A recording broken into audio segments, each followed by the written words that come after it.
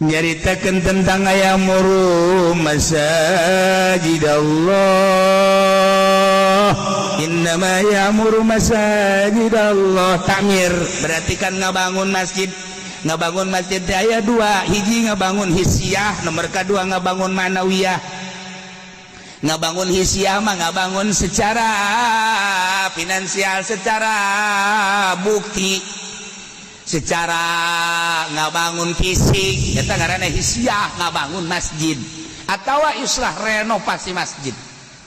Patali jeung pembangunan masjid ngaranna hisiah, asup ka dieu innama ya'muru masajidallah, patali jeung fisik masjid, mulai dibangun pondasi sampai selesai atau renovasi atau tazyid, memperbaiki mapayasan masjid sarua, eta ge termasuk hisiah.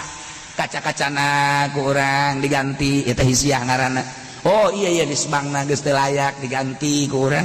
Oh iya lawangna tah eta.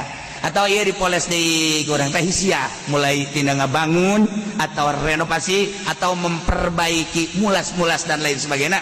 Nah iya ngaranna hisiah, takmirul hisiah, asup ka dieu innama ya'muru masajidallah.